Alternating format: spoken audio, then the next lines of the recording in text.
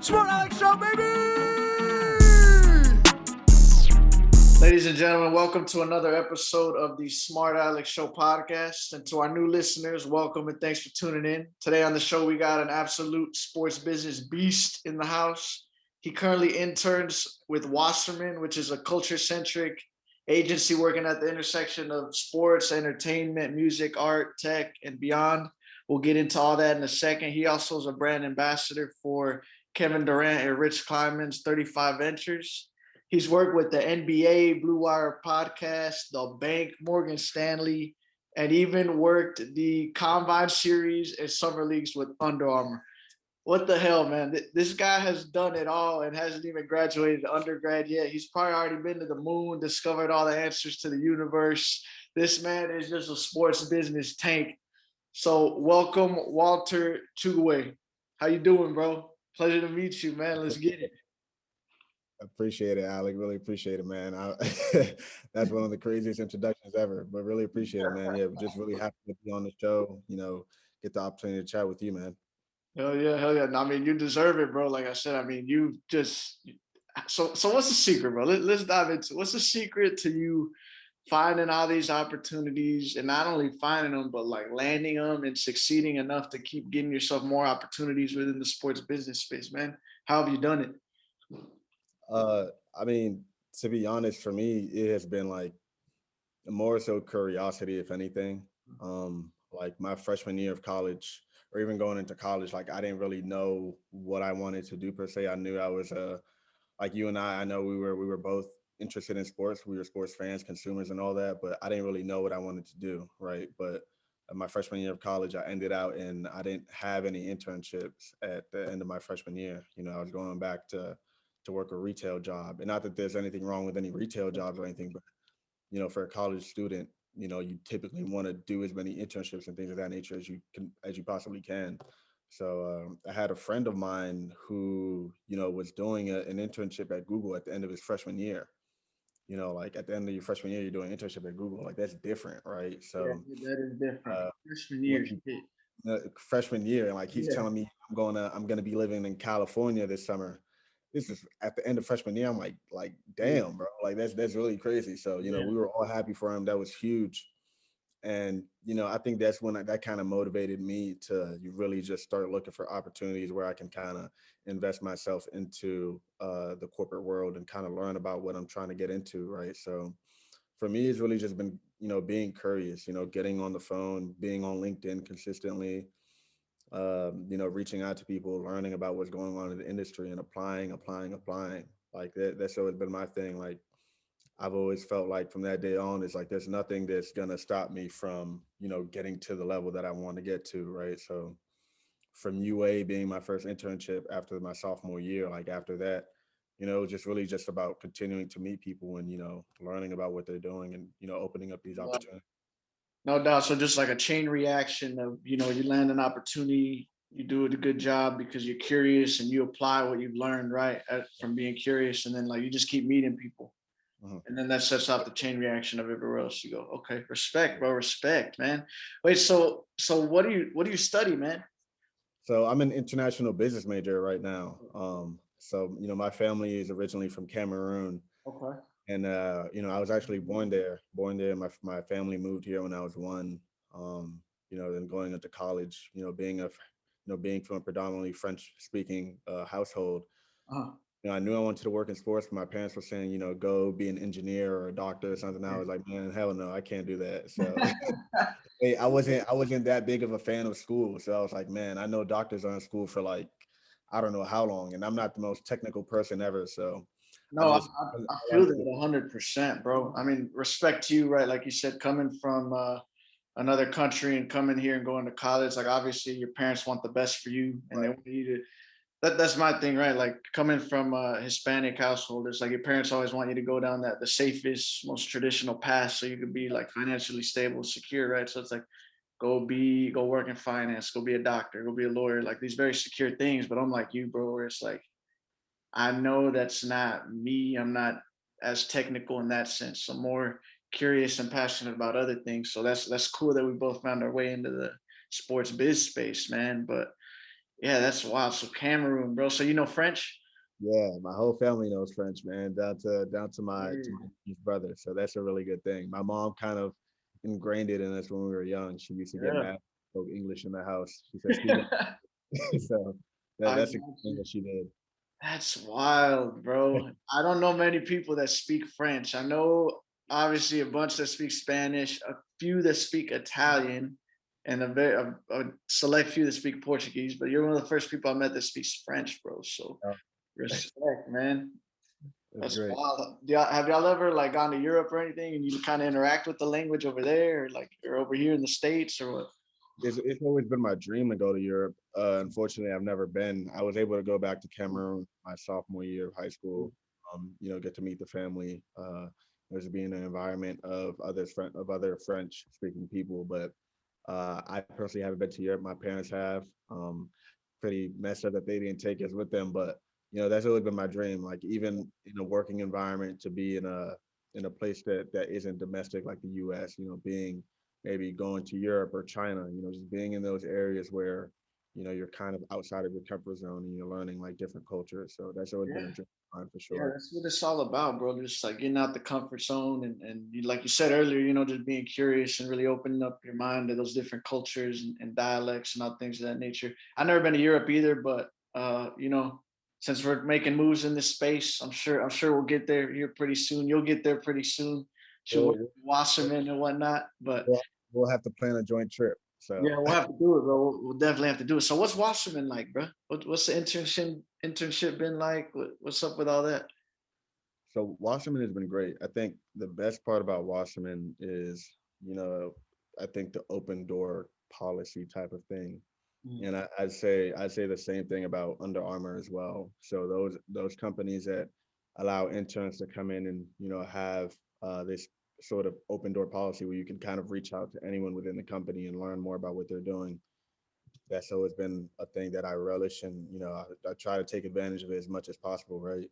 Okay. But of course, working with my managers, they're two women working in a sports space, and that's been a great thing for them, getting a different perspective. And it's funny because for the most part, out of all the internships I've had, the majority of my supervisors or managers have been women, right? Really? Yeah, like even at Under Armour, my two first supervisors, they were women of color. That's Um, awesome, man. so it's really cool. Like you're typically coming into this as a young black man. Like they don't really put you in those positions, even in college. Like you'll typically go more around the people who most of the time look like you, right? So when Yeah. you're in the corporate world and you're working with people who generally don't look like you or they're a different gender, it kind of forces you to be in those situations where, okay, this is the real world. This is who you're going to have to work with. And I think that's been the most beneficial part of it, in working at Wasserman and kind of working on a lot of different projects that I typically wouldn't get to touch. Being on the consumer side, I'm looking at these brand partnerships that we're creating or different experiential things that we're doing, and it's just been really cool as a consumer, as a college student who watches it on TV, and now I'm working on it. No doubt, no doubt. Yeah, that's the coolest thing, right? When you're like coming from like you're a consumer, you're Mhm. young, you've interacted with that your whole life, right, as a fan, and now you get to work on that side of things from the other end of the spectrum, on the business side of things. That's what was crazy to me at ESPN, working with the NFL and UFC, marketing teams. Mhm. It was just wild to see like I've interacted with this content, for years. I've seen it, and now I'm seeing what goes into making it behind the scenes. So it's wild, bro. It's wild. So with Wasserman, man, like what specifically is like your role or the department you work in? Yeah, so I'm a brands and properties intern, working specifically on the AT&T retainer account. So the AT&T retainer account is actually Wasserman's largest account. I think when it first came in, and when AT&T first came to Wasserman for projects, I think it was I don't recall what the budget was, but it wasn't what it was today. Today we're talking, millions of dollars that they're spending into Wasserman for a variety of projects across college, the NBA, and a few of the NBA's other different properties as well. Even gaming, right? Esports are becoming even more prevalent in the world of Growing. sports today. So, we're talking, millions of dollars that they're spending into Wasserman for a lot of different projects. So, Really just been working on, supporting my managers with any projects that they're currently working on for, whether it be NCAA or any type of NBA accounts that they have, and just helping those companies, reach a level of from a fan perspective, just increasing that enhancement and just connection with their games. That's wild, bro. That's why I didn't realize AT&T was in it like that. You know what I mean? But it makes sense being the huge, entity that they are. Mm. So how do you do that, bro? Like when you say like really making sure you can make all that happen, how? Like what kind of initiatives do y'all have going within? Like what kind of projects to really make those ideas come to life? Yeah, so I mean, anything these accounts want to accomplish, right? And it's really just when you're putting, I guess, when you're putting all that money into an agency like Mm. Wasserman, you're typically coming to them and I guess you're saying, we have this project that we're working on, or we have this, I don't know, maybe it's whether it be a game that's coming up, or you look at one of our, partner teams in the NBA, or like the San Antonio Spurs, and of Yeah. course, AT&T has the naming rights to their stadium or their arena. But you're just trying to find ways to continue to enhance like the experience of fans in that San Antonio area in general. So when you're coming to a San Antonio Spurs game, like we want you to feel welcome. We want you to feel, engaged within the game. Or even now during COVID, when you're at home and you're watching a game, like we're trying to increase the level of engagement while you're at home, right? Because all it is you're just trying to make it as better for the fans as you possibly can, Okay. right? Especially during COVID, like it's just so much uncertainty, No and doubt. only a few teams are having fans. So just putting money into the right places so that you continue to push these games into the future, especially with technology being a huge piece of that too. No doubt, bro. So basically it's like for Spurs fans maybe watching the game at home, you want to do all of those things you just mentioned, but also like make sure like they're interacting and engaging with AT&T as a brand as well, just to benefit them. Absolutely, Okay, absolutely. I see what you're saying, man. That's what's up, bro. That's what's up. So the correct me if I'm wrong. So you did Must Love Sports, right? Is Yeah. the lady who runs that, she the CEO of Wasserman, or what does she do at Wasserman? No, so she was so Raleigh Anne Grey created Must Love Sports. I believe it was a few years ago now. I think it started off more as I think as an organization to just uplift women within the sports arena, Gotcha. and kind of transitioned it this past summer for all students who had lost internships during the COVID times. As you probably know, during when COVID first hit, a lot of us college students were still looking for internships to do, and just trying to find a way to still interact with the industry and gain that knowledge. No doubt. Um, so she came out with the program last summer, and she gave like, man, it was about 300 to 400 students the opportunity to come in, and it was kind of like a a mini cohort, right, where we're learning from people in the sports industry every day. We're hopping on different calls, and they're kind of just walking us through the things that they're doing in their everyday job, right? So we have a media panel, partnerships panel, sales panel, all different types of panels where we're just learning about different things that we can accomplish in the industry. So that was a really cool What's part up, about. man? That's wild. What who do you remember? Like whose talks really stood out to you? Of like, because I know you had a bunch of big names like coming to talk to you. Man, Jay Williams, man. Jay Williams. Yeah, Jay Williams was huge. Like I still have the clip saved, and I thank Riley for doing that for us. But she recorded every clip that we got on, so I still have the clip saved. When I got to ask him a question, we got to interact for that short time. But he gave us a really he was really real with the conversation he had with us. It was one of the realer conversations that we had throughout the whole summer, where he just got on there, and it wasn't questions about what do you do, how can we get to where you are and things of that nature. It was more around you guys are students right now in a time where the world is in just kind of like just a place of uncertainty, right? And this is like the middle of the summertime. I think it was like maybe July, right? So That's when a lot of the injustices, like there was a lot of turmoil, like social injustice, stuff like that, right? right, right, right. So we're just talking like it was more so an emotional conversation, right?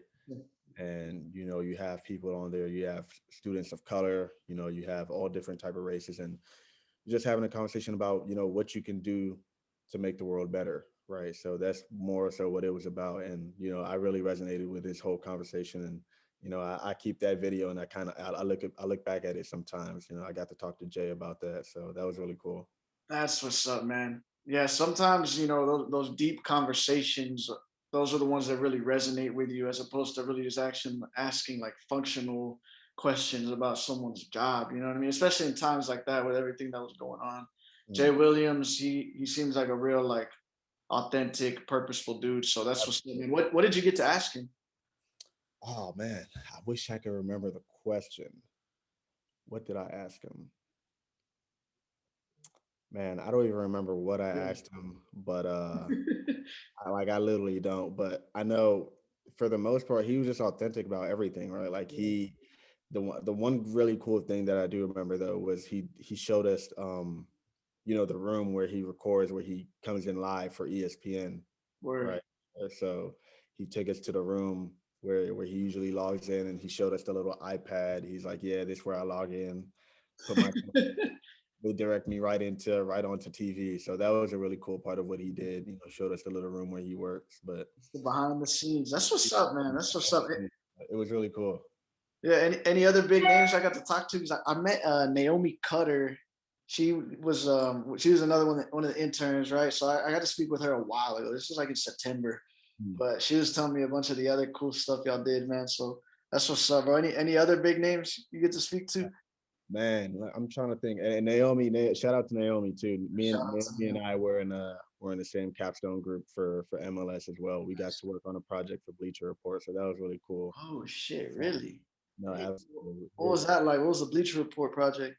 So it was, basically just, and this is, this project really introduced me to, I think, the direction that I'm going into today.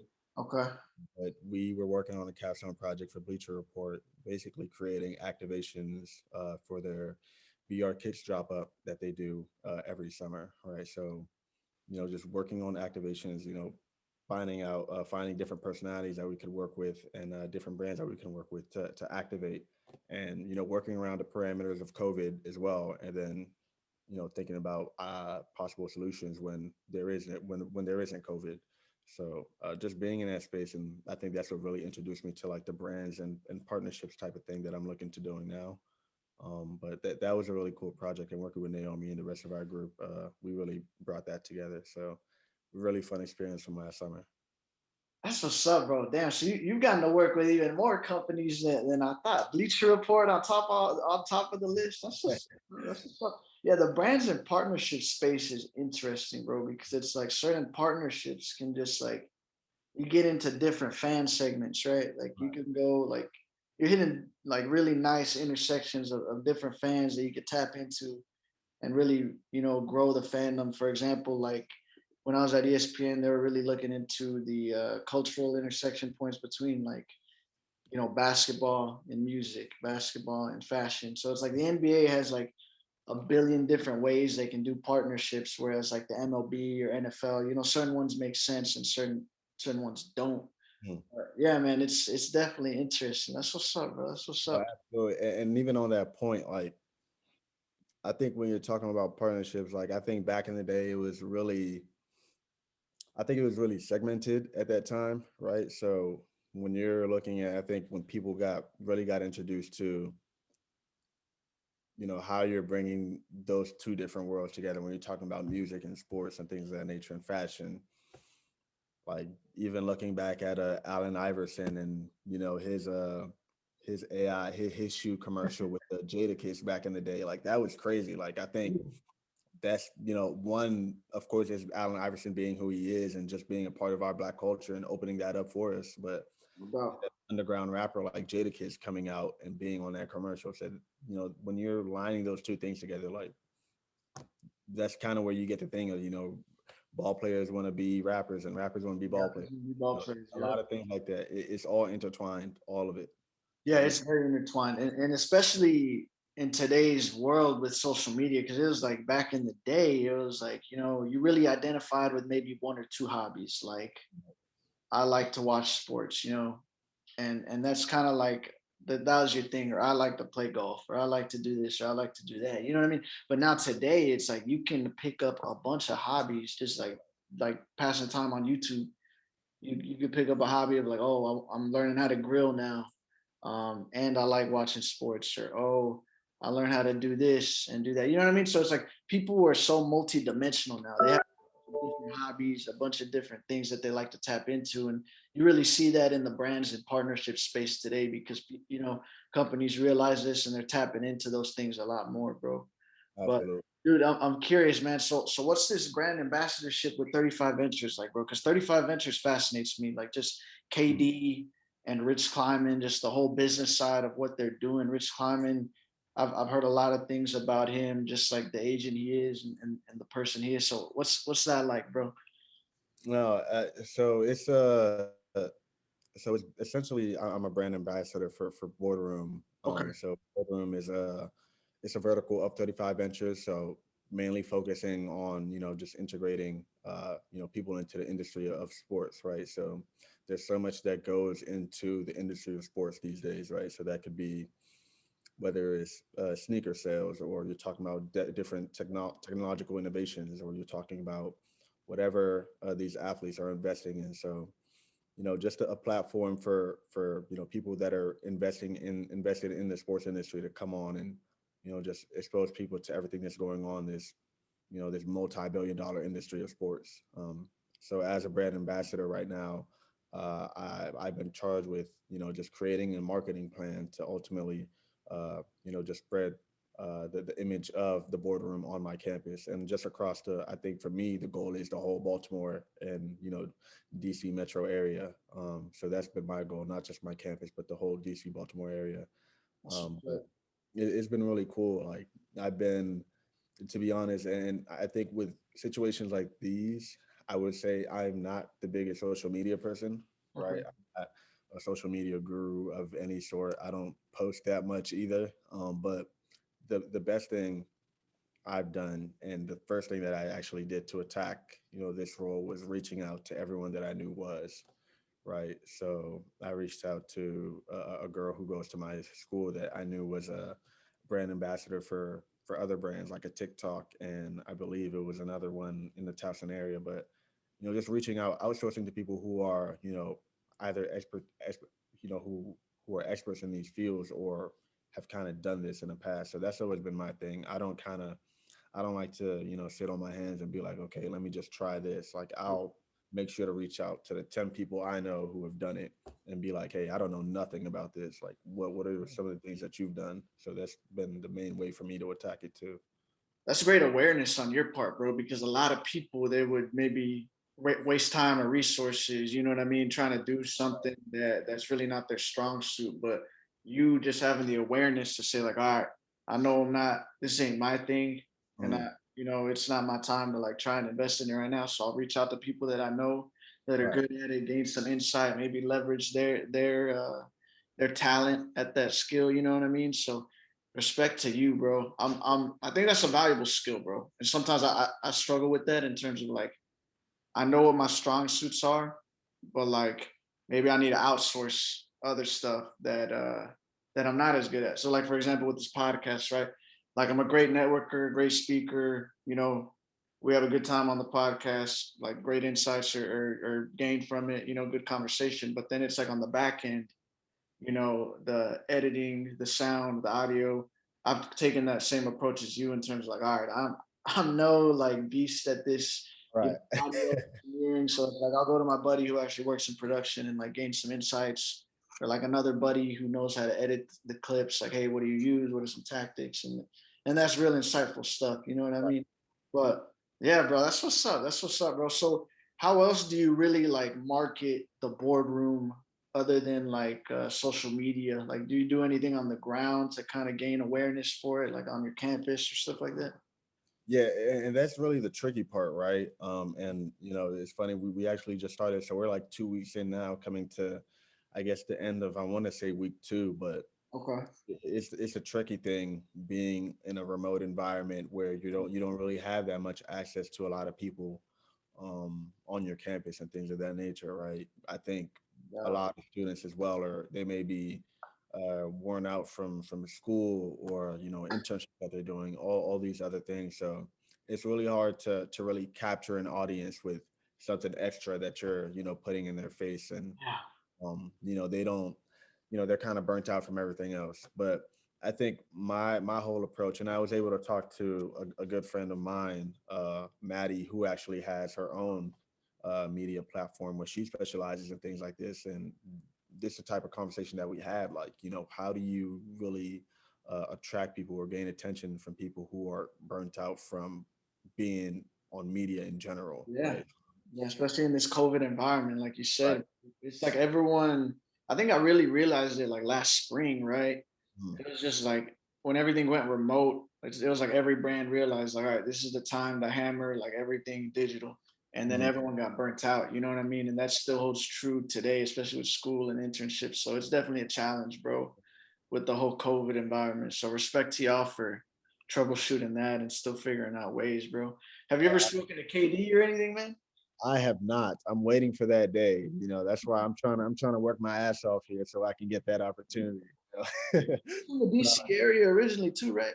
yeah, Katie is from PG County, Maryland, which is my hometown as well. So Heard. that's been a really cool part about it. Yeah, there's a lot of DC talent in the NBA, right? Who else Yeah. is DC? Like, was it But wasn't you Isaiah have Markel Fultz out in Orlando. You actually have Ant Cowan, who got, he's in the G League right now, but he's a really great talent from the Prince George's County area. The Grant brothers, Jalen and Jerry and Grant, they've been doing a really good job this year. A lot of DC talent, Jeff Green as well, playing Jeff? on Brooklyn now too. But yeah, a lot of Quinn Cook, a lot. There's a lot. I could go on and on. There's a lot of talent in the NBA from the DMV, but or just the PG County area in general, right? But we have a lot of them. Yeah. I got some hoopers, man. Y'all definitely y'all's hoop culture runs deep, Yeah, man. So were you a big John Wall fan back when he played in on Washington? I'm a huge John Wall fan. A lot of the time, I typically follow players based off of not only the way that they play, but I think looking at personality too, right? When you're talking about a lot of things that they're involved in, whether it's an investment, the people that they surround themselves with, just different things like that. Like I think we had a panel today at Wasserman with four great panelists, and we were just talking about the idea of black leadership, right? The idea of black power, and what these athletes are. And one thing that one of the panelists mentioned is we have to kind of get away from this notion that athletes are people who don't have like, stop looking at them as people who don't have like experiences or emotions, right? Like, they're not, athletes aren't machines, right? These are real people. Real Just people. because they make millions of dollars and they're on TV every day doesn't mean that they're not people. Like, you'll get a random person who gets to have an interaction with a John Wall or just an athlete of any sort, and the first thing that they want to do is just call him a name because they think that'll get their attention, right? So it's something that people, Americans in general, I think is a main thing that, or just people in general, we have to kind of grasp that notion that these are all people at the end of the day. Like, just because you make a lot of money, we're all kind of in the same boat here, right? No doubt, no doubt. That's a huge point, bro, because I feel like a lot of people don't realize it. Like Mm. they put a lot of these athletes or celebrities on a pedestal and treat them as if they're, bigger than that. And they're like fanboy out when they get the chance to meet them. And that's not the way to go about things. You know what I mean? Like they're just people that just want to, live a life and be happy and Right. be treated with respect. You know what I mean? So whenever I do get the chance to like meet an athlete or celebrity, I just try to be respectful and you don't fanboy out and you just treat it as business as usual. You know what I mean? And they appreciate that. They appreciate that. So I think I really like Charles Barkley's commercial that he had a few years ago when he was playing, was he was like, I think it was with Spike Lee, and he's just like, I'm not your role model, right? Like, he still holds true to that now. Like, I think athletes maybe, they're role models. They're on TV every time. they're in the media, right? We typically look up to people Yeah. in the media and things of that nature, but at the same time, a lot of the time you can't rely on an athlete to do everything for your child or for you. Like where we're all human, right? So I do kind of agree with that commercial that he came out with a few years ago. Yeah, yeah, that's very true. Yeah, Charles Barkley, that's just a great dude, bro. Inside the NBA, that's just great television, bro. Absolutely. And Kenny, like you can't beat that, bro. Like Yeah. I was thinking about that when I was at ESPN. I was like, damn, like you just can't beat what Turner's doing over there with Inside the NBA. Like And it's just they're letting them genuine, good, funny vibes. You know what I mean? Like it's they're just letting them run. They are yeah. letting them run. When Shaq gets on and says, "Hey Charles, I'm gonna come over there and kick your ass," I'm like, man, like they're letting them do this right here. Like it's funny. It's really funny. But that goes to show is like when you try to control people too much, it ain't gonna work out. Just let them be. And it's kind of like I was listening to a Joe Rogan podcast last night. He's like Fox tried to do that to him in the earlier days of UFC, and he was like, nah, like he shut that shit down immediately. It's like you gotta let people be themselves, and in that way they'll thrive the most. You know what I mean? So that like, and fans can always tell. You know what I mean? Like I feel like we're moving towards a more like appreciation for just authenticity and genuine vibes. I mean, as opposed to like scripted BS that gets old and boring. Right. Yeah, bro. I'm sure you'll get the chance to meet KD soon, bro. That'll be a moment. I That'll be, hope so, man. Fingers crossed for sure. yeah. What do you know about Rich Kleiman, man? Because he's interesting to me, right? It's like the dude didn't go to college, but he's built this business empire within the sports and entertainment realm. He has a lot of big clients, obviously, like KD. They're building some big things, bro. What do you know about his story? Man, and I've taken some time to really, kind of dig in on his story as well. Of course, when you think about the boardroom and 35 ventures in general, you're typically going to move more towards Kevin Durant, just being the global icon that he is, right?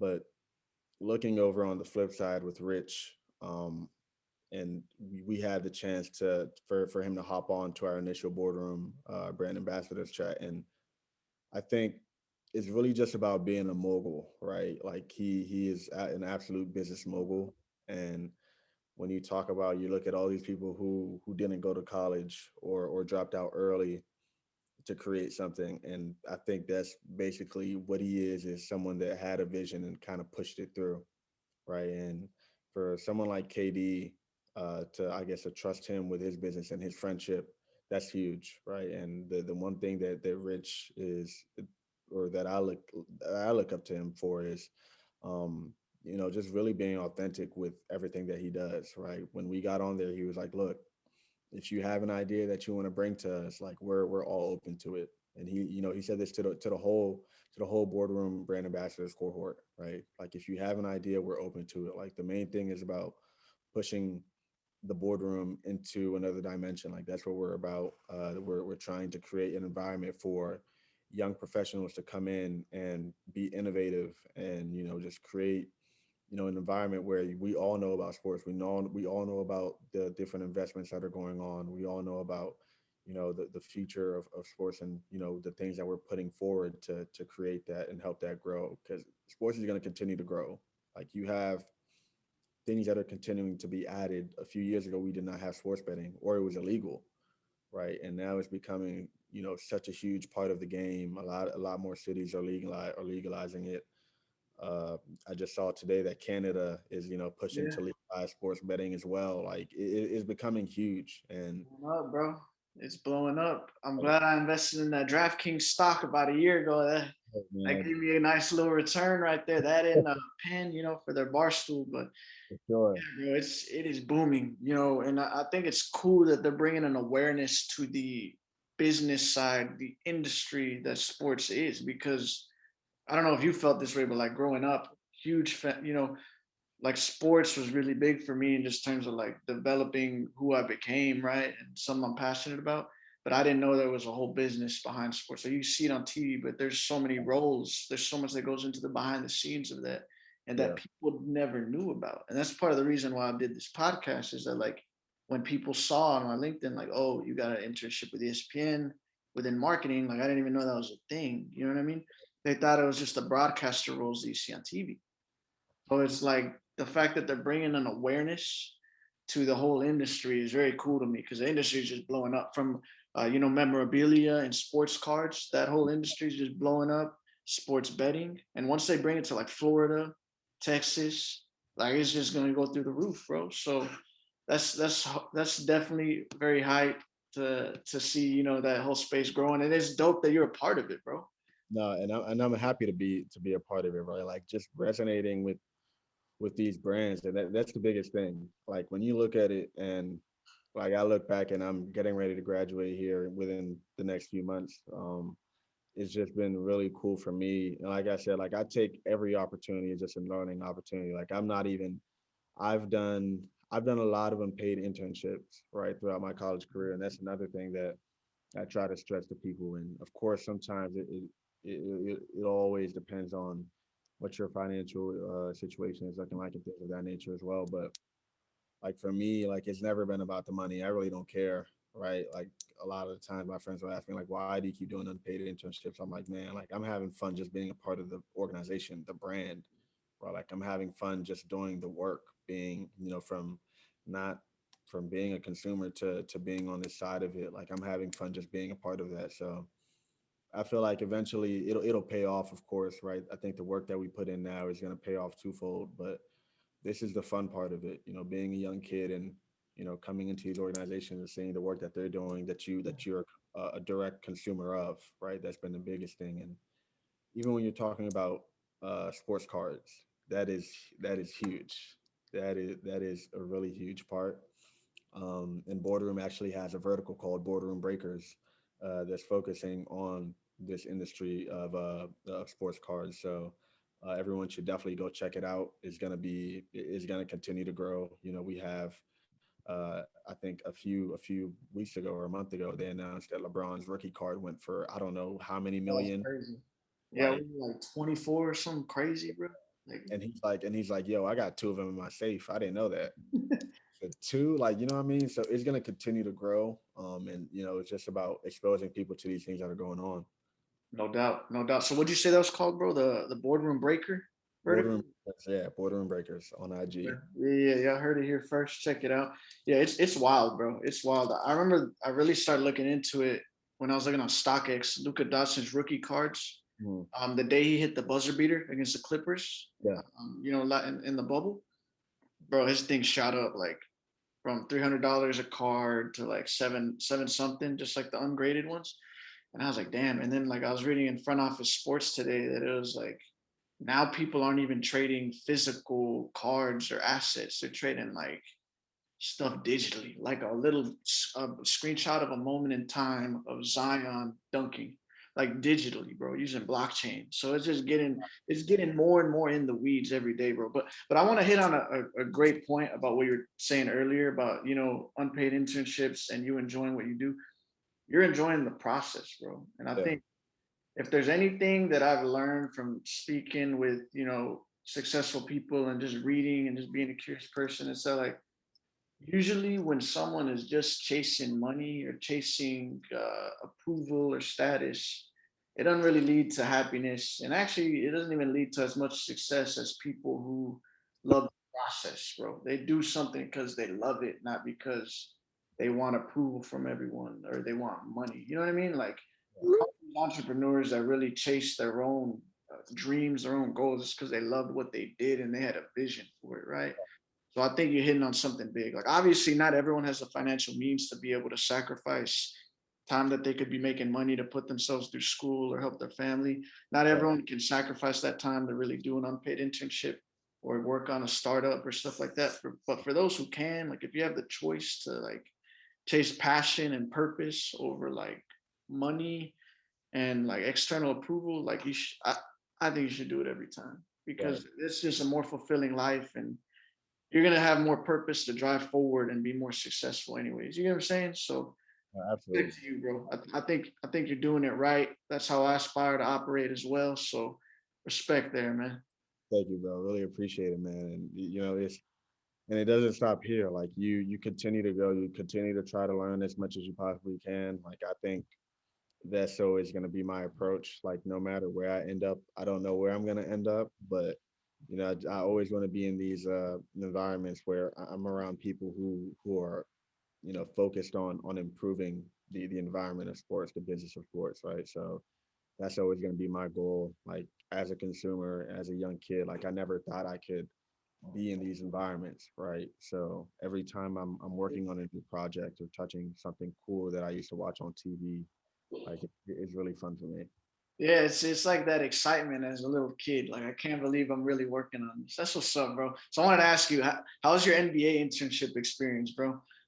Yeah, so the NBA Future Sales Stars program is actually a program that so it's created by two guys over at the NBA League office who are two basically team business partners. So Mike Taylor and Christopher Montefisto, they just had a vision of really just exposing young grads or recent grads to just the business of the NBA over whether it's on the sales side or the partnership side. So we get the opportunity to go in and learn about different partnerships that the NBA has been conducting throughout the years. I've looked at a few case studies and really just diving into what are the winnings for people on both ends, right? Whether it's the brand that they're partnering with or the team that they're partnering with as well. And then looking at the ticketing operation side of it as well. So anywhere from inside sales to suite sales, group sales, things of that nature. So really just looking at that part of it that makes up a lot of the NBA's revenue, right? Like the NBA is losing, and in a lot of leagues are losing a lot of money right now because they're not able to have fans, right? You're not able to have people in the arenas, and Big hit. right, that makes up over half of the revenue. But it's been really great. Like for me, it's really just been the opportunity to again talk with people who are doing the work every day, right? Get the opportunity to be in front of them and asking them these really important questions that are probably going to benefit me a lot in the long run, right? So that's been the really cool part about it. That's what's up, bro. So this is more of a program where you're learning as opposed to like Yeah, an internship where you're really working on right. the. Okay, that's Mm. what's up, bro. Damn. So how do you balance all this, man? Because you're doing sales stars program, the boardroom, and Wasserman, and you're about to graduate this May. Congratulations on that. I'm trying to Appreciate it. graduate this May myself, so we almost there. We almost there, Get but through it, bro, for sure. Definitely get through it. Absolutely no, but man, I I don't know. I just try to keep on it. Like I don't. I wish I had like a set answer, but like I try to keep at it. Like I like to keep busy. Um, I tell my best friends all the time. Like we'll talk multiple times throughout the week, throughout the day, and I'll be doing the same thing every day. Doing an internship that like they'll call me at like 10 o'clock at night. They're like, "Man, you still in front of your computer?" I'm like, "Yeah, man." Like, and it's funny. It's crazy too because I hear a lot of I've been in rooms or calls where I've heard a lot of professionals speak about either one that work life balance or just I guess getting to a place in your career where you can be content. My whole perspective on it has always been, and you can kind of give me your perspective on it as well, but I'm a young African American man, trying to come up in the sports industry, and it's of course predominantly at the top is predominantly white, right? Like we're as black and brown people were of course creating our own vehicles to put our content and things of that nature into the media space, but I feel like I have really no choice but to work, right? Like you have to constantly be in front of these people every day, like doing something new. So that's always been my mindset. Like, of course, it can get a little frustrating sometimes, but one, you're doing something that you're passionate about and that you like, and at the same time, you really have no choice not to do anything, right? So that's really my thing, and I really just try to balance it the best that I can, to the best of my ability.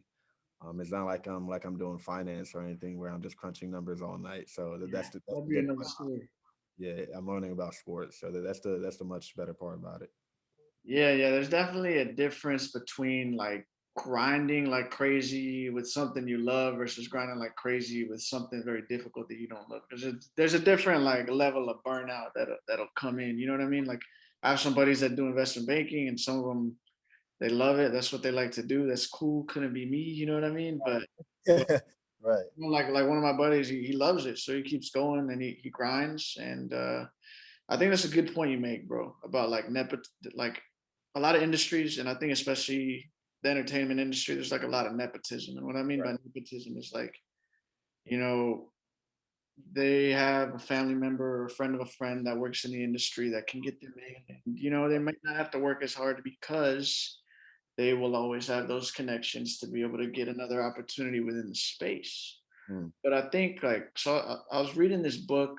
It was called I believe it was called like it was a book about the Warriors dynasty by mhm, Ethan Sherwood Strauss, and he talks about how the most feared general managers in the NBA, it's called the self-made club. mm, They're the guys like the Warriors GM who are just self-made guys. They didn't get in through nepotism. They got in through just straight dogging it out, just straight hard work, years in, years out, hard work, always being prepared. And that's scary to a lot of people because it's like a lot of other people, there's a sense of insecurity. There's a sense of I didn't earn it myself that always like kind of hurts at their ego inside. So when they come across someone that worked hard and got all the way up there on their right. own, there's always this sense of like, oh shit, I didn't do that. So I Right. do think you bring up a good point, bro. Like if you don't have, you know, those connections in the space, or maybe you're a certain skin tone like you and I, where it's like you might feel like you don't have as much leeway to mess up, right? Right. You feel like you have to work hard. And I agree with that, bro. I agree. I mean, like me, I work hard because, you know, like for other people that you know are my skin color, or you know my race, or come from difficult backgrounds, or things of that nature, or similar backgrounds, you know, like I feel like I have a duty to exemplify like what they could achieve, right?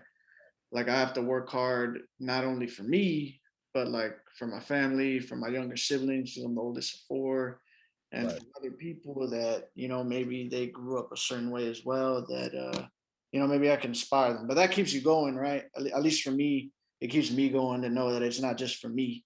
Because at a certain point you run into something that's bigger than you, and you need a driving force to push you through that's, you know, bigger than just yourself. And that could be doing it for other people. You know what I mean? So I totally agree there, bro. But definitely work life balance is it's a tough thing, bro. And I think it depends on the age.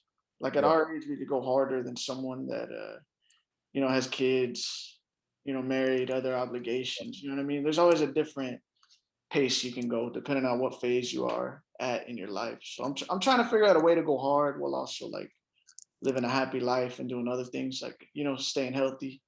You know what I mean? So we're young, bro. We're figuring it out. Oh, So absolutely. We're young, man. Like and that gives us so much more energy. And I yeah. think it's slowly shifting into, I guess, what they're calling it, our industry or whatever, like where a lot of us are getting more in it at a young age. So I think that's the really good part of it. Like, we have the opportunity to kind of break in, right? So No we, doubt.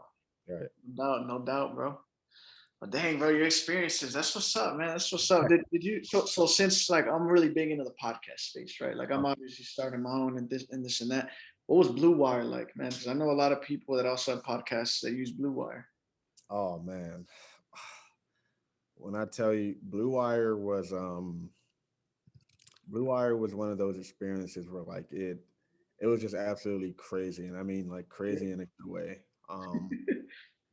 So I actually met the founder, for the founder and CEO, Kevin Jones, through the MLS program, the Must Love Sports program. He actually got the chance to, we got the chance to hear him talk throughout the summertime, and really just talking about innovation and creating your own platform.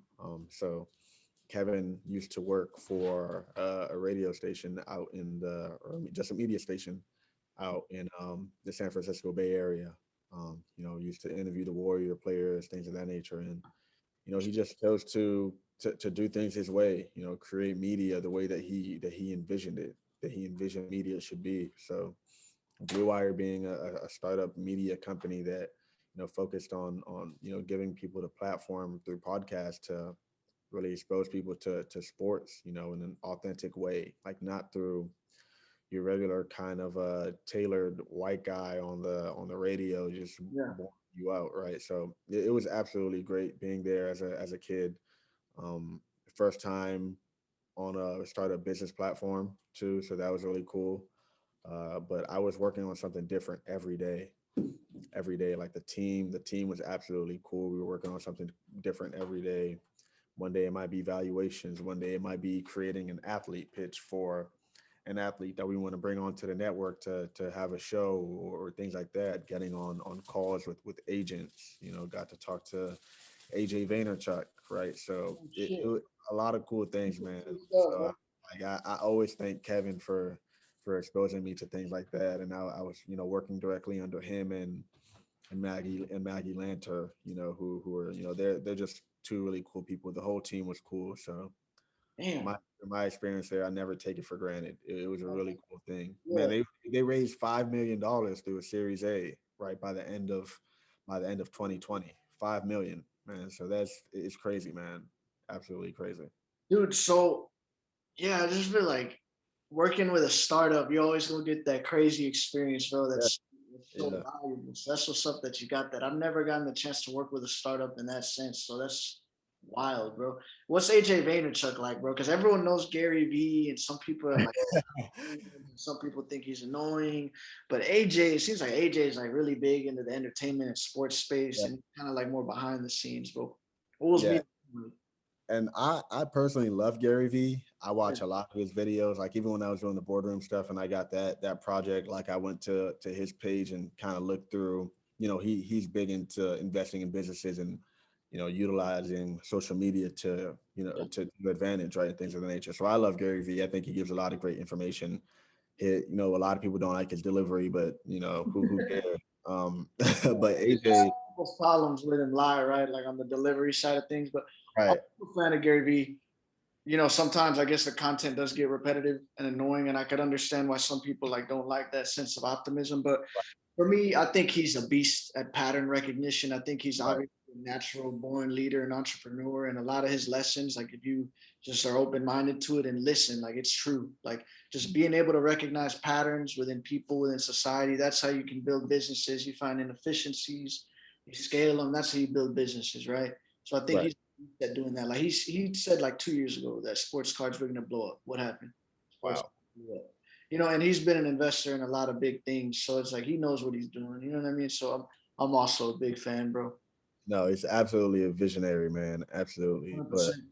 I mean, from AJ's perspective, and getting the be on that call with the short time for with him, but he's absolutely more on controlling the Vayner sports vertical, right? So making sure that they're optimizing as much as they can, and of course they're more focused on combat sports and just more I guess more entertaining and interactive sports of that nature. But I think both of them are visionaries in that sense, right? Of just trying to create a platform for their athletes and their company as well to incorporate media, right, and be just gurus at how you can utilize media to your advantage, right? So they're both just great entrepreneurs and visionaries that want to continue to just push this idea of utilizing your platform to athletes, right? Like creating great content, like that's all they're about. You need to be able to create great content. um, I think there was one thing that it was either one of them that they said. They said people. They said people. Gary Vee said this actually. He said people will accept nostalgia if you make it, contemporary, right? So I think essentially what he was saying is people will accept anything that's old as long as you bring it back and make it cool, right? Make it cool, make it resonate with them. And like it's true, bro. Like when you look at everything that's happening within the sports and entertainment space, and I'm a huge I'm a huge sneakerhead. So I look at a lot of sneakers. I've been trying to stop buying for a while now because it's getting crazy and my pockets hurting. Oh, it'll But make the packers hurt, bro. It's you know, definitely make the pockets hurt for sure. But you look at a lot of things that are happening now where you're seeing people wearing the baggy clothes, right? people wearing the dunks are coming back more and more. Like they're releasing all these different colorways of the dunks now. You have people trying to buy into Reebok and like shift it and make it like Master P. Shaq was trying to buy in, like, you know what I mean? So as long as you're putting the right tools and people in place to make these brands what they need to be, like that's all it is. Like that's literally all it is. And to use an example, I think that's all the WNBA needs, right? Like when you're talking about marketing dollars that they're lacking, viewership that they're lacking, things of that nature. Like all you need is that one company or that one person to be an advocate, and everyone else is going to be on board, right? So, and I think that's something that he was at the forefront of doing. Like I think if Kobe were still around, the WNBA would have been something different right now, right? Of course, there's something different right now. Of course, for with all the work that they've done and that they did throughout, throughout the bubble, and everything that they did with social justice and things of that nature. They're on a different platform now because they really helped push that fight. But all you need is one person, man. All you need is one brand to be on board and Yeah. help them get to That where they is need. very true, bro. That is very true. Kobe was definitely at the forefront of it, like with the whole girl dad thing and Right. his daughter. I know when I interned at ESPN, something that was a really big hit was the orange hoodies during Yeah. the WNBA return. Like Even they I had to buy one. people and it blew up. It blew up, bro. So what were you gonna say, bro? I said even I had to buy one, man, for Yeah, sure. yeah. When I was interning at ESPN, it was like only an exclusive set of people could have it at that point. It was just like a bunch of athletes and stuff like that. And later on, they released it to the general public, but like that gained a lot of traction. Like there's some simple but effective ways that you could do things. Right. Like you said, but yeah, dude, nah, that's crazy. I think about that a lot, man. I think Kobe was just like I think as great of a basketball player as he was, I think as a business mogul, he was gonna just like shock the world with what he was already doing it, right? But what he was gonna continue to do might have even eclipsed what his basketball career was. So it's sad to me, bro. Like it's so sad when I read some of the stuff that he had like in the works, just like I think he was actually gonna like try to go to like head to head with Nike in terms of like he was like pretty upset with the shoe design of his Yeah. Kobe and how they Yeah. kind of put the Kobe's on the back burner. Had you heard about this? How he was gonna like make a platform or make another company where athletes were the owners of the brand and things like that. Had you heard about that? Yeah, so I heard a little bit about it. I know they were having a few problems about. I know, so Nike had made like legacy brands or legacy lines for a few of their athletes as well. I think LeBron has the legacy line now as well. And I'm not sure if they had done the same for Kobe, but basically, just trying to change up the design of his shoes a lot more. And I saw with a lot of the new type of Kobe's that they were coming out with. I forget what they were even calling them, but they didn't look as good as the past ones. But yeah, I think he was definitely just a business mogul, like a visionary. Like he was all about like proving people wrong, right? Like the dude won Oscars after, was it an Oscar or Emmy? I think it was Oscar, right? Yeah, for the piece about it was a Yeah. beautiful piece. It was like the poem he wrote, and then they put the visual together. It was just beautiful about the game of basketball. Like, bro, the guy won 5 championships, man, and Yeah. he came out of he retired and won an Oscar. Like, that's different, right? Well, it's that Mamba mentality, bro. That mantra. It's like you can carry that mentality and take it into anything. It's not just sports. That's what I love about sports, and that's like why I'm trying to use it as a vehicle to make the world a better place. Is that like what you learn on the court, on the field, you can apply anywhere else in life. You know what I mean? Those values of leadership, accountability, communication, work ethic, like you apply that into other areas of life, and you're gonna have levels of success just like that. You know what I mean? And it's like he approached life with that intensity anywhere, whether it was like with raising his daughters, with playing basketball, with in business. It was like this sense of like going to war, but also having like self love, self respect, and also like just like wanting to kill your like his opponents on the court, but afterwards like it's all love. And in Right. the business world, it was like we can go to war, but it isn't personal to the core. You know what I mean? Right. So it's just sad, man. It was just sad. It would have been awesome to see what he would have done for sure. No, I think that's when I think that day really hit the world differently, right? Like Yeah. it was just a different feeling that day. So Wow. No yeah, doubt. And it was just like last night or the night before he had like dapped up, LeBron for, yeah, it's just like just crazy, ironic how it happened that next day. It was just so I felt so weird about it. yeah, Yeah, it was crazy, bro. Rest in peace to one of the goats, man. I still listen to his, stuff, his videos when I'm working out. Like his greatness has a cost video. Like just when I'm like, and you probably experienced this too. Like you said, when your homies are calling you like at 10 p.m. at night, you still working. It's like I'll put that on because like sometimes you get discouraged, like, ah shit, everyone's out having a good time. yeah, And you have a good time too, but it's just like during those times when everyone's like having a good time and you're still working and you kind of question like, why am I doing this? Is right. it worth it? Like I'll put that on and it's like, greatness has a cost. You got to sacrifice, and in the end, it'll be worth it if that's what you want to do. So the Under Armour thing, bro. How did that come about, and what was that like working? Bro, let me even tell you the story of how it happened. So I had attended. It was my sophomore year. I had attended. I had attended this program that Under Armour was hosting. I think in the fall. It was with this, I guess, this other conglomerate called Next Wave in Business, right? So we're in a room. I got to go to the Under Armour campus at the time. Drove out there, and it was a really cool event. Like it wasn't like they were bringing me in for an internship or anything. I was just learning about Under Armour and how I can kind of break into sports and things of that nature. And that was really like my first real introduction, right? Like I'm in that room with people from different campuses, from Howard, from people flew in from schools in New York, Texas, things of that nature.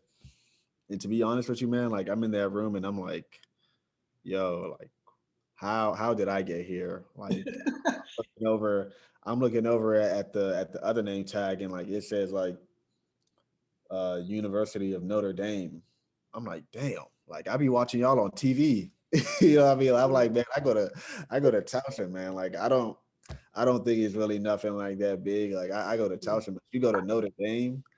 So, I'm just in that room and it was really cool, man. Like we're getting to learn about what Under Armour does. We're getting a tour of the campus, things of that nature. And, I go home and I think, fast forwarding to the spring, I'm working as a student employee in our ticketing booth, right? And it's like on the first floor of our student union. The Wi-Fi isn't too great. Just sitting there, chatting it up with my friend, and I get a phone call or whatever. But I didn't know, right? So next thing you know, I just get like a voicemail on my phone or a missed call because we don't have great service down there, so I couldn't. The call didn't come through, so I listened to the voicemail, and they're like, "I had already applied to the internship." They're like, "Hey, this is so and so from Under Armour HR. Like, we want to talk to you about becoming an intern for us in the springtime. I mean, in the summertime." I'm like, bro, and what's the funny part is I had just given my manager my hours for the summer. I'm like, hey, I'll be working here this summer. Like these are my hours. Like 5 minutes before, bro. Like 5 minutes, like lie to you not, 5 minutes before. Man, I'm like, man, let me go see what this is about really quick. I get out, I'm like, I gotta go take a phone call. I go outside, I have the call with her. She doesn't pick up. So I go back in the booth. I get another voicemail for a missed call. I'm like, yo, like what's going on? So I go back out and I call her again and she's like, hey, yeah, so we're calling you. We wanted to offer you the internship or whatever. Man, I screamed. I won't lie to you. I was like, I told her, I put on mute and I screamed. I was like, damn, like UA, that's Yeah, huge. You know? let's go. Like, yeah, like, do you want to take a few days to consider the logistics? I'm like, no. I'll be attending. I'll be doing it for sure. Put me down. And Yeah. she was, great. But it was really cool, man. Like, it was a really great experience. My first internship. Went back and then I was like, hey, Brett, I actually won't be here this summer. I'm sorry. I just I just got an internship. But Under Armour was an absolutely different experience, and uh, I always look back and try to have as many conversations as I can with my old managers, two women of color, working in sports within HR. During the internship, I was actually an HR intern, which is a crazy part, but Damn. I got the opportunity to talk to a lot of people, man, work on projects, got to see the Curry line in its infancy, right? Oh, Got to see it in its what year infancy. was this, bro? What year? This is summer 2019. Summer 2019, Oh, man. yeah, so they were getting ready to roll out, You know, line. they Oh, they were you getting ready to knew about roll it it out. before everybody else did. Shoot. What I mean? Even the Embiid shoe, that was in its infancy as well. I'm, going there on weekends, playing pickup basketball with the guys, and I believe it's Mike Hawthorne. Mm. He leads I guess he's on the basketball footwear marketing team as well. He was making us do footwear testing, right, with different shoes. Like that was really cool Y'all too. hooped in with the products, testing them out. We're hooping That's with crazy, bro. with shoes that still have like tags on it, says Yeah. fall wear 19 or 20 or something like that. So So what were you hooping in, bro? You put on the Currys or what? and I threw on some Embiids, man. They had me looking like a big man, unfortunately. Oh, you were on the big man. How tall are you, bro? Are you actually a big man? Nah, I'm actually 6'1", unfortunately. 6'1". You about a guard's height? Okay. Nah, You but had you them Embiids. they had me in the Embiids. I still have the Embiids downstairs with the tag with the Under Armour prototype tag on them. So it was really cool, man. Like the whole experience was You gotta keep those, bro. And like that was like your first experience getting into the sports business, bro. yeah, That's what's up, bro. That's crazy. It's funny you bring up like the imposter syndrome too, like from that first day of being up in there, like Notre Dame, what the hell? Because like I always, I don't know, I think it's crazy how like people always feel alone in imposter syndrome, but it's like everyone goes through it in one way or another. And I know I have in multiple occasions. Like when I went from a small minority community college to UT, a huge school mhm, with a bunch of smart people, and like everyone's like, oh, I was a valedictorian in my class, I was salutatorian, and I was like, damn, I was just 50%. You know what I mean? yeah. It's like this is crazy. So it's like you kind of go through that period, like, damn, how did I end up in here? But then it's like you worked hard to get in there, so you good. But yeah, dude. So how was it like being an HR intern? It was a really different environment. Like it wasn't something that I necessarily applied for either. Like I think even like the placement of interns at Under Armour, I'm not really sure how they do it. I guess they just put you where they want to put you or whatever. But I appreciate it for sure because for one, I got to have two women of color as my supervisors, so that's something like I never take for granted. No Like that doubt. for a young black kid coming into a huge company like that. Like I think the people I had as my supervisors were really important to my growth, things of that nature. But That's being HR, because it's like, going into a big company like that, you're assuming that you're gonna feel like alone, right? It's still yeah, gonna be mostly like white, affluent, males within it. But then to have two women of color, it's like right, it kind of puts you at ease because it's like, okay, never mind. I'm not as alone as I thought walking in. And at ESPN too, like I'd always heard criticisms of like, oh, it's just mostly white males that are like boring, don't know what they're talking about. But like it was a shitload of diversity at yeah, ESPN. A lot of black, Hispanic, etc. So it's cool. It's cool to see the diversity. But I do see where the criticism comes in that like at the very top at the executive level there is a lot of that white male echo chamber. yeah, And I think that has its own problems. You know what I mean? Like I don't know if you keep up with like Dan Levitard from mhm, ESPN, yeah. who had the show like Highly Questionable. That's questionable, yeah, Yeah, how they fired his producer without even telling him. Like that is just insane to me, yeah, right? It's like how do you do that to someone that's been on your network for so many years and has like good, ratings and has significant viewership? Like how do you? It almost seems like a stab in the back. So I'm not surprised he left like shortly there afterwards. So yeah, it's crazy, bro. It's crazy. no, it's absolutely different, man. And I think I think those two women really kind of pushed me into before I left. Like I've always been kind of a timid guy, you know what I mean? So one thing that my manager, like I've been a timid guy, but I've been able to find my way through, right, these different companies just doing internships and things of that nature, right? But one thing my manager said was like, look, you have and she talked to me like she's my mom, and I appreciated that too. Like I loved it, but you have this weird knack of, or not even a weird knack, but a great knack of being able to find yourself in a room and network with these different people. Like you're in HR and you're doing all your work here, and then you're going over to basketball footwear marketing, and the whole staff, like everyone. She's like, continue to do that. Like, don't. There's no reason you should be coming into an internship, and this is something that another one of the guys here at Wasserman has been telling me when I reached out to him, and I'm working on a few projects with him now. But there's no reason you should come into an internship and you're doing the work and that's it for you. Like try to meet as many people as you can, even if you just want to know what they do, and if you're just curious, just try to meet them. Like they might say something that might open your eyes to anything. Like No doubt. that's just the way I've always been. Like just No doubt. continuing to just be curious about it. Curiosity, man. Curiosity just breeds like open-mindedness, and Right. you're meeting a lot of people, and you thought you wanted to do something, and now you discovered there's something else out there, and maybe you're Right. better at that. It's just like endless. Being curious just opens the door to endless possibilities, man. Like I think those are great points for like anyone listening that has an internship or wants to get one. Just like don't just stay in your lane and do like only your job. Like definitely take the opportunity to meet people and learn from them and just be open minded to everything else that's out there. So those are great points, bro. Those are great points. But um, dude, so I'm gonna hit you with a little rapid fire Yeah. before we wrap up, bro. So greatest DC sports team of all time, bro, or your favorite? Sports team. Yeah. Uh, I'm gonna go with the Wizards for sure. But I'm saying when they had Hibachi, when they had Gil, Agent Zero, Agent Zero. they Okay. had when they had Gilbert Arenas, I'll go with that team. Ooh.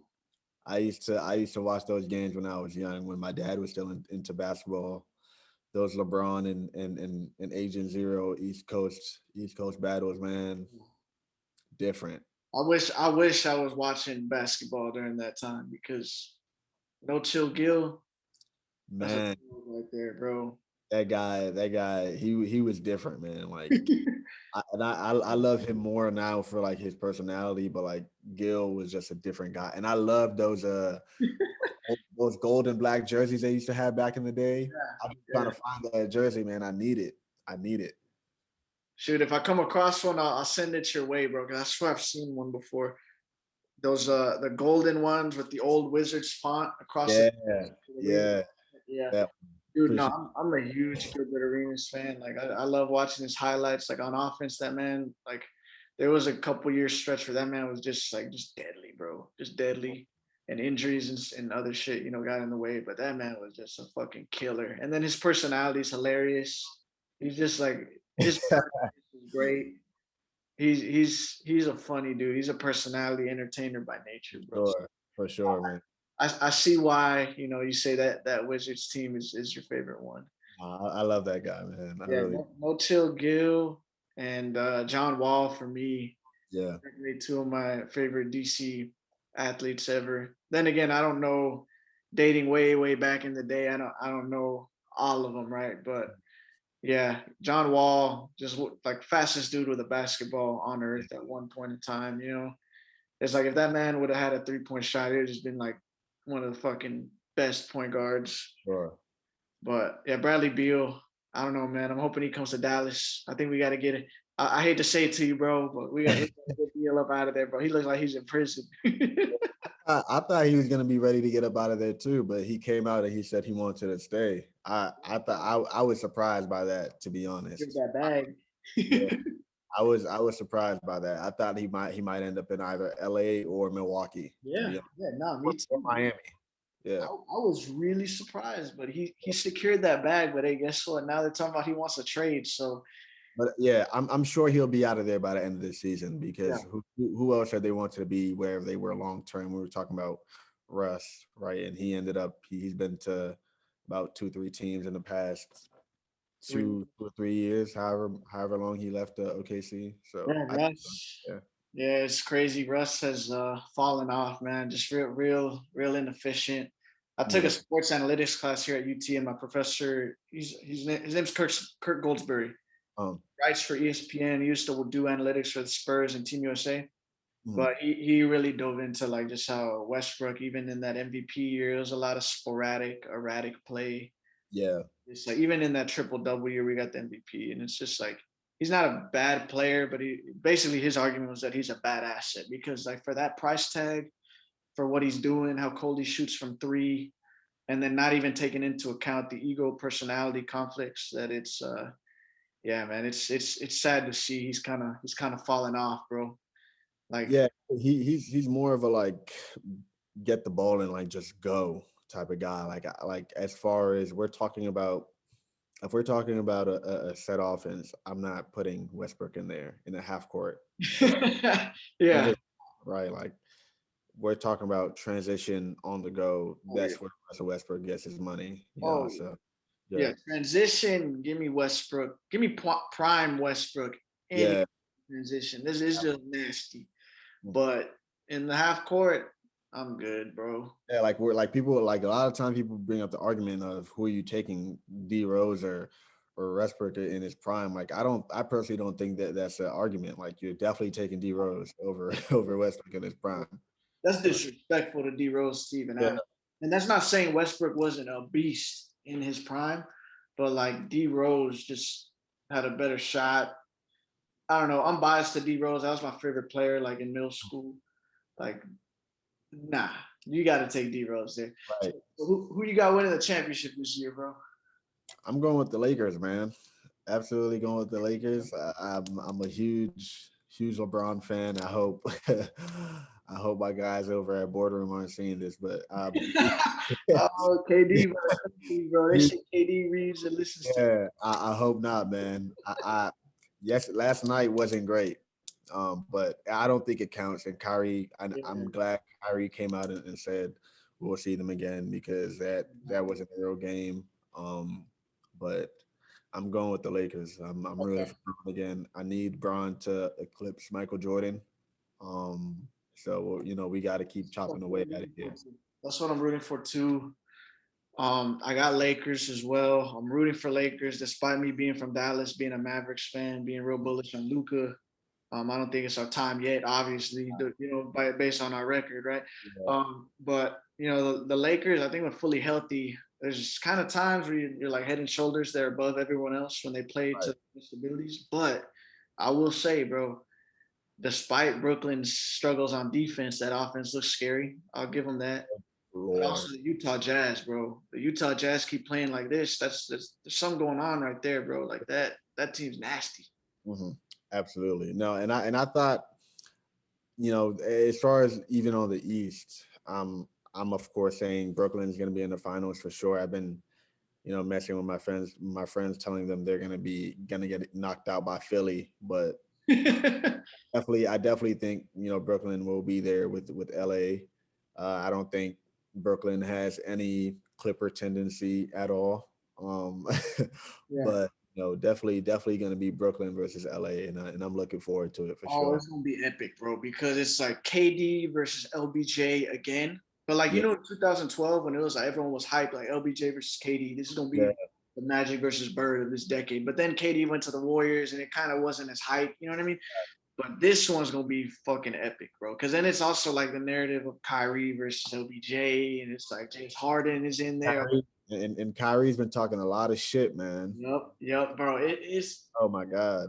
I need it to happen, bro. I need it to happen. That's must see TV. I also wouldn't mind on the Eastern Conference Finals, Philly versus Brooklyn. Yeah. And on the west side of things, the Clippers and Lakers. Fuck it, why not? Or Yeah. if not, the Jazz. I thought the Jazz were gonna be not this good, but like a 2 seed last year. Yeah. Because they got Mike Conley. I've always been a big Mike Conley fan. Great defender, great super underrated point guard. He could hit the three ball, and this year they're balling at a level that like I'm surprised this well, like 20-1 over the last 21 games, but like I knew they'd be a great team when they assembled that squad last year. And Shaq.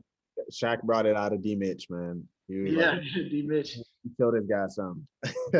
I'm surprised by the Nuggets though, bro. Like D Mitch and Murray were just fucking going at each other last year, like dropping 50 burgers in each other's faces in the first round. And then like all of a sudden Jamal Murray just kind of like he takes these long periods to like light up. And I'm like, Yeah, what but is even in the bubble, I think D Mitch always had his foot on the gas pedal. yeah, Like no, D Mitch always. Jamal Murray would have a few games where he'd go and he'd just straight kill. Jokic is doing this thing always, but D Mitch, like Jamal Murray, like he'd be like, okay, like tonight I just won't be on it, you know. And even in the bubble, you'd hear the analysts talk about like, why is it taking Jamal Murray so long to get into it? He's not taking shots. He's passing the ball up. So I'm not sure. I'm not sure. In the past few years, like that's the most streaky player I've seen, bro. Like Yeah. I truly don't understand it because last year in the bubble, some of the shit he was doing, bro, I was like, this dude is ready to be a star. Like he's ready to take the leap. And I was like, watch next season, he's gonna come in. He could even make an all-star team the way he's playing, like That all NBA. And then it's like, what the fuck? what he did in that Clipper series was ridiculous, man. It was nasty, bro. What him and Jokic did, oh my God. Those guys were going crazy in the bubble. Oh Cra- yeah. It was very fun to watch, bro. Yeah. That was just beautiful basketball. Honestly. What do you think, bro? Do you think that ring was easier to achieve or tougher? I think I think it was much tougher. The way I look at it, you're playing in a bubble away from, away from one, like all of society. Yeah. Your your routine, like your daily routine is interrupted like so drastically. Like they had to get tested however many times it was. You're playing in an environment like you're playing. It's almost like you're in a video game, right? Like I can only imagine what it feels like to be in an arena where it's just a whole bunch of screens around you, Yeah. like virtual people. Like it's like you're in another dimension. Me personally being at home, it's like, bro, like am I watching a video game? Right. So I could only imagine, the psychological stress that put on the players. So I definitely think it was tougher. And two, you're away from your family. The amount of stoppages that they had, whether it was for COVID protocol or the social justice issues that were going on, like, you put all of those stuff together and you're telling them to go out here and play basketball. It's tough. So I definitely think it was a much tougher ring to win. I think when people talk about it being easier, it might be more so around the topic of there weren't fans, there wasn't a fan in your face. You're not hearing 100,000 people, screaming in the crowds. Like I'm like, bro, like they're used to that. For a lot of people, that makes them play better, Yeah. right? So, LeBron, he's been playing in front of thousands of crowds since he was 16, 15 years old, right? So, you're taking a lot of that away from these players and you're replacing it with a lot of the turmoil that's going on in the world. So I absolutely think it was a much harder ring to win. So this is the part like in first take where Stephen A is like, here's why I disagree with you, and here's why. And it's like scripted. Usually like it's just to make a debate. You know what I mean? Sometimes I've always wondered. I figured. I've talked with some producers like for other shows, like in that secret office, and it's like sometimes they really do truly genuinely disagree on sports takes, but a lot of times it's like you have to for the sake of it being a debate show. And Stephen A has seniority, so it's like Max Kellerman, take the hit, buddy. You're gonna have to say some crazy shit, like you'd rather have Iguodala take the last shot. You know what I mean? Shit was crazy. I Yeah. was So it's what? like I think a lot of people are starting to realize like Skip and Stephen A. They're really like personalities. You know what I mean? Right. But anyways, back to the topic. I totally agree with you. I think when people try to say like this was like a Mickey Mouse ring, it doesn't count. Like that's BS because I think this was the toughest ring. I don't know about in NBA history, but it's a tough ring because it's like you're away from family, you are away from your natural training environment, your natural training regimen. Um, you know what I mean? Like your nutritionists, maybe your chefs, your normal diet. your everything that you're used to, your normal recovery methods, you know what I mean? Your home court. It's like the playing field was totally leveled, bro. It's never been more leveled. Everyone was in the same environment, same, hotels or rooms, whatever, over in Disney World. Mhm. The same everything, right? The same fucking courts that they're playing on. Like if it's an AAU tournament, you know what I mean? Like Bro. the playing field was so level, and then you take into account like the psychological impact of not seeing your family for like months on end, being stuck with the same dudes forever. Like you ain't been with a girl unless you're Lemon Pepper Lou. You ain't been with a Man. girl. And who was the other guy? Yeah, I forget who else. Daniel House, who tried to sneak a girl in or something like Yeah, that. That yeah. shit So was like hilarious. there's so many factors at play that made it. It's just a war zone in there. Like I Yeah, thought that was the best basketball I've seen in years because it was just a war zone. Like they were just straight hooping. There's nothing yeah, else to do, just straight hoop every day. yeah. So I think it was tough, but yeah, bro. So hey, man, this was fun, Walter. It was fun meeting you. It was fun learning about all your experiences, bro. And you've done some big things, man. It's inspiring, bro. Keep doing you. And yeah, man, just keep doing you. It's hopefully a lot of people get inspired by the stuff you talked about today, and just how to chase opportunities and make the most of them, bro. We'll have to host another one whenever you're down, bro. We'll talk about some more business stuff. I think the business case of LeBron and all his business ventures is also very interesting. So we'll have to talk about that one. See what 35 Ventures thinks about that. But, yeah, man, it was fun, bro. Appreciate you No, doing this. absolutely, man. No, thank you so much, Alec. I really appreciate it, and I'm a huge fan of the platform that you have here and everything that you're doing to continue to spread the word for everyone, right? Like sports is for everyone. Like it's an industry and environment where you can actually find joy. So it's really fun talking to you. Two guys that are just trying to make it. So I really appreciate you, bro. No doubt, no doubt. Yeah, just two dudes trying to make it happen and trying to grind, but also enjoy it at the same time, bro. So hell yeah, bro. Hey man, well, good luck with Wasserman, and keep me updated, bro. What you got next for full time and everything? We'll be talking, bro. Appreciate it, bro. Thank you. You have a good one. Hell yeah, bro. You take it easy, man. My guy. Don't be such a smart aleck.